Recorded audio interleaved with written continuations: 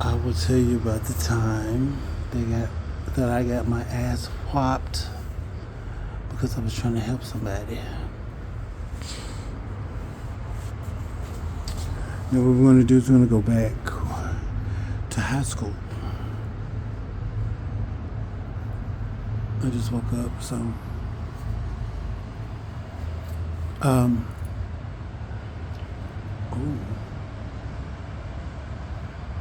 Okay, so I was about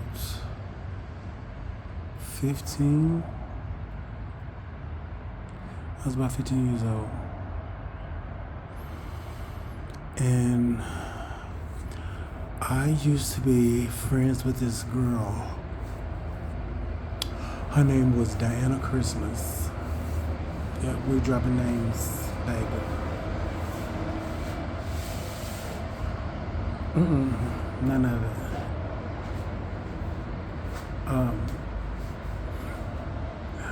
Her name was Diana Christmas. So we was really cool. We was homies. That was my dog. In between classes, we got 6 minutes to move to the next class. We would find each other, crack a joke real quick, and then go to the next class. That's how cool we was. She didn't know. Okay, I wasn't out of the closet, and she didn't technically know that I was gay. And okay, so one day when I was talking to her on the phone,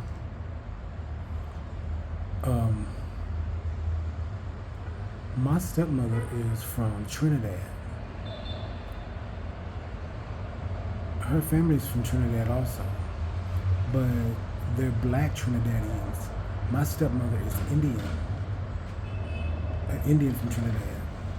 So now I don't know about right now, but back in the day, back then, the Indians and the blacks didn't get along. It was like how black people and white people are in the South. And so I was talking on the phone. I was like, "Oh yeah, my stepmom, she from Trinidad." She's like, "No," because she was talking about something that she cooked. She cooked some roti, which is a Trinidadian dish. I was like, "Girl, what you know about some roti?" So my stepmom be making roti all the time with some curry chicken. She was like, "No, well, we from Trinidad." I was like, "What?" My stepmom's from Trinidad, but she's Indian. Y'all don't look the same. I was so innocent with this conversation. So, but y'all don't look the same, because she's Indian and y'all black. She's like, "Oh yeah, you know, black people and Indians don't get along in Trinidad." And she called my stepmother the racial slur that they use for Indians in Trinidad. Me, being innocent, I was like, so I got off the phone with her. This is where the disdain that she has for me started. It was with this conversation. It took me a long time to piece all of this together and figure it out. So I was talking to my stepmom. I was like, "Anne-Marie, my best friend, she from Trinidad too." She's like, "Oh really?" I said, "Yeah." She's like, her mama was make some roti, and she's gonna bring some to school for us to eat at lunch. She's like, "Okay." And I was like, she called you a whatever the slur was. I don't even remember what it was. She's like, I said, she called you a what you call it? She said, "Is your stepmama whatever it is?"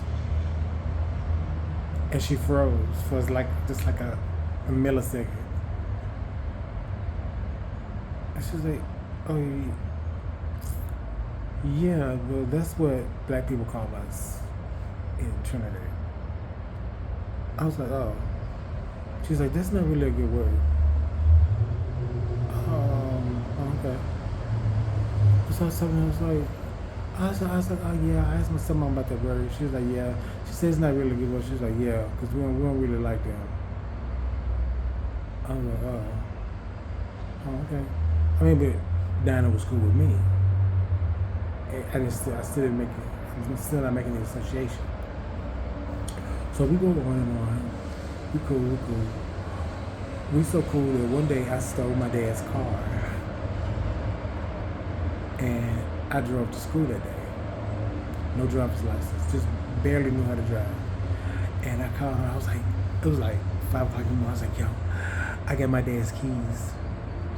I'm gonna come back and pick you up. We're gonna drive to school. And she was like, okay, let's go. So I go to her house, pick her up. We drove. We thought we was big shit. We drove to school. Excuse me, I drove to school. She gave me gas money. We, after school, the bell rang. We didn't race to the bus. We slowly walked down to the parking lot, like the older kids. Got in the car and then drove. Now, fast forward a little bit more, and one day I went to church with this girl that I call myself liking for appearance purposes. Okay? And so my dad had Sunday morning, he dropped me off at her house. I went to church with her. After service, I was like, I didn't want to sit at their house. I was like, I gotta get away from these people. So I was like, you can just drop me off at my aunt's house. You ain't gotta take me back to my house. She was like, okay, that's fine, but because there was nobody at my house and I didn't have a key. I didn't have a key at the time. So in order to get in the house, I would have had to sneak through the front window because I knew how to unlock the window. And I didn't want them to see me breaking into my own house.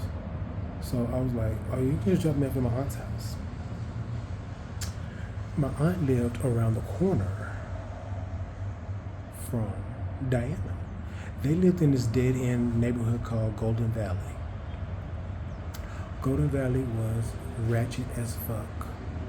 It was a bunch of Section 8 people that they had transitioned out of the projects. And it was like, Golden Valley was so bad that like, it was a lot of gangs. Well, I don't say a lot of gangs. There was several gangs over there, and there was a lot of drug activity. Like one time, they was on the news because there was a shootout over there, and one of the gang members, there was some kids playing in the street, and this dude picked this little girl up and used her as a shield while he was shooting at the other gang members on the other side. You can Google it. Little girl used as a shield in Golden Valley in Nashville, Tennessee. That should give you like the time frame for when this happened. So anyway, my aunt lived around the corner, and from down in this neighborhood, and I was like, well, you can just drop me off at my aunt's house. And so the girl's mom would drop me off at my aunt's house, but my aunt was at home, and I was like, I don't have nowhere to go. So I knocked on her door, and she didn't answer the door. So I went around to the back of the house, and I just stood there for a second. Then I came back to the front. I was like, okay, she let me in, thank you. And then they pulled off and left me on the front porch at my aunt's house. Now normally my aunt is always at home because she don't have no job. This is my Aunt Elle. This is my dad's sister. She don't have no job, so she was normally always at home. Either she was or her kids were. But that Sunday they weren't. So I sat outside for like an hour. It was getting cold. So I went over to Diana's house. Diana lived one street over from my aunt. So I get up, I was like, yo, what's up? My aunt's not at home, and I need a place to stay until um, my dad comes pick me up. Can I call him? And she was like, yeah, that's fine. So we was over there just chilling or whatever.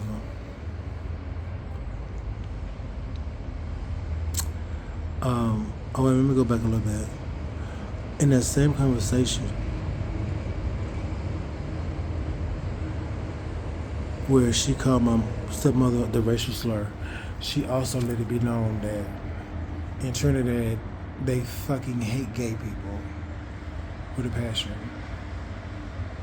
So it was imperative for me to keep my shit secret. But evidently she knew because, okay, then she also tried to hook me up with her cousin. And I was not having that.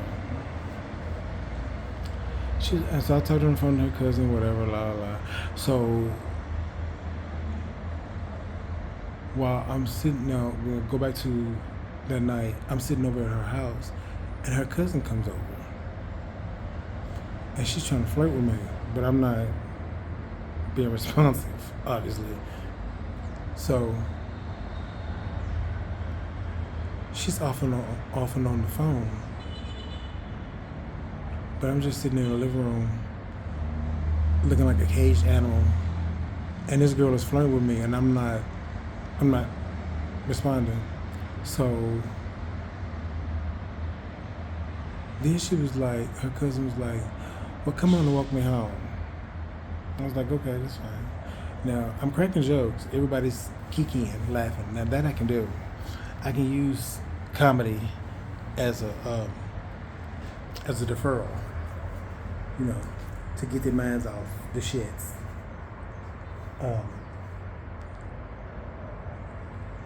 Diana makes one last phone call,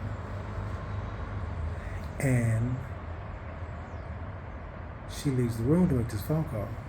I thought it was really odd. I don't know why I did it. I just did. And so then she was like, well, come on. She's like, I live around the street, around the corner. I was like, okay. Now, I'm in my Sunday clothes, dress shoes. We were walking down the street in the middle of the night in Golden Valley. And then these two dudes walked up behind us. They jumped off the porch, and they came and walked up behind us. They were like really close. I'm thinking, what the fuck? That's something in my mind. But it didn't register to me that the shit was about to go down. Diana and her cousin, they didn't say anything. They moved to, now, we're walking down the street. The houses on this side. We're on this side of the street. They were on this side of the street. They popped off the porch and came and was walking behind us. Diana and her cousin had moved to this side. And so I'm exposed to our new followers on the street. This motherfucker grabbed the hood of my jacket and just yanked it out of the blue and pulled my jacket down, and they just jumped on me and they just started beating on me. And Diana and her cousin was just saying, like, y'all stop, leave him alone. Y'all don't do that. Stop, y'all stop. Drug me by my hood of my jacket into their front yard, and baby, it went down. And I was trying to get away, and there was a light pole in their front yard, in those people's yard, with a bush that was growing out of the yard. I don't think I knew what I was doing because I ran into the bush. All I knew, I just kept swinging. And they was landing. We was both landing hits, both of us. And but then some more people had came off the porch. Remember, I'm fighting two dudes at this point. Them bitches, they didn't do shit. They just stood on the street.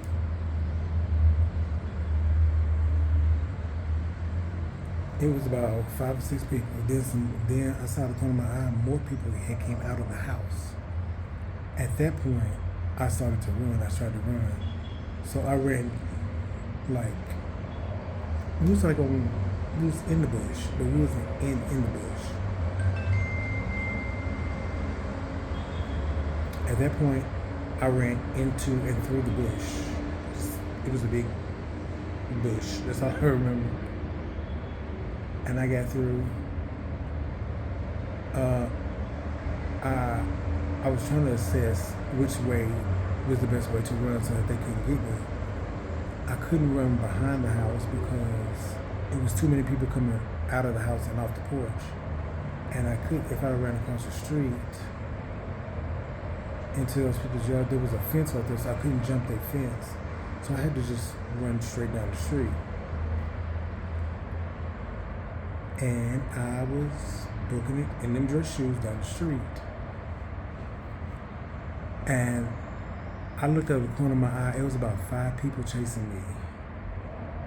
Keep in mind, I didn't do shit, nothing to them people. I was just walking down the street. According to me in my mind, I was like, what the fuck are these people doing this shit to me for? It didn't register to me yet that the reason why is because she called them and told them to jump my gas. And I'm gonna tell you how I knew it was her. Okay, so I'm running down the street. I get to the entrance of the neighborhood, and one of the motherfuckers must have been a football player because he picked up a bottle and threw it like a football. I was nowhere near him, and then the bottle had landed on the top of my head and bounced off my head. That's how perfect his aim was with throwing that bottle. And when I felt the bottle bounce off my head and hit the ground, I had went into overdrive in them dress shoes. And I had ran all the way to the main street. I think it's called Ewan Drive. Or I think it's what it was. The cross street that comes out of that main entrance into Golden Valley. And I flagged some car down. I don't know who them people was, baby. They could have been some more kidnappers. And I got in the car. I was like, please help me out because those guys, I think the name of the gang is they call themselves the Valley Boys. I was like, the Valley Boys is trying to beat me up. Can you please take me out? And it was some man, I don't know who he was. He was riding in the car with a child in the front seat. He was like, okay, get in. And he drove me to like the end of that main street. Because at the end of that street, there's a quarry. And over in Bardo. He was like, okay, this is as far as I can take. You gotta get out. I was like, that's fine, thank you so much. And he let me out, and then I walked the rest of the way back to the house. I got to the house and I sat on the front porch and waited on my dad to get home. He was like, where the hell was you at? I was like, I was getting my ass kicked by some guys over in Golden Valley around the corner from Little L house. That's my aunt's name. That's her nickname, is Little L. We call her Little L. I was getting my ass kicked by some guys around the corner from Little L's house because she wasn't at home. I was like, look what they did to my clothes. And he just looked me up and down. He was like, oh. Well, you look fine, so go and go to bed because you got to go to school in the morning. Didn't register him at all what happened to me.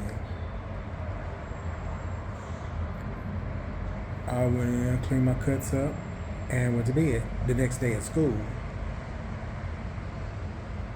I'm not fucking with nobody because I don't know if any of them guys go to school with us or not, or nothing. So I'm like staying to myself. Diana Christmas walks into, this is in between classes. Now normally, we catch up with each other's shit. She walks into the classroom where I'm sitting. All timid, she came in, she sat down in the desk beside me, talking about, hey, yo,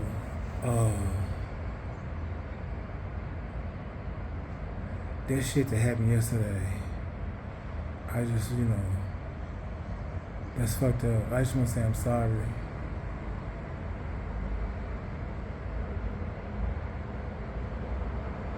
Don't worry about it. We cool though, right? Yep. Alright. She got up out of that desk and walked out of that classroom. She never spoke to me ever again. Ever. She never dialed my phone number. Anytime we passed each other in the hallway, she didn't say shit to me. That's how I knew she set my ass up. And then, like, I remember, this was one time when I was living in Texas. And I came back to Nashville to visit. And I had walked into that Wendy's on Dickinson Road. And she was working in there. She turned that corner of that Wendy's. I turned around and told my boyfriend, I was like, we are not eating here. We need to leave. He was like, why? I was like, that bitch right there got me jumped when I was in high school. He was like, okay, let's go. That was the last time I saw her. But the last time she spoke to me was that day in class. And that's how they knew that bitch had set me up. Oh, it's time to get ready for work. That was it.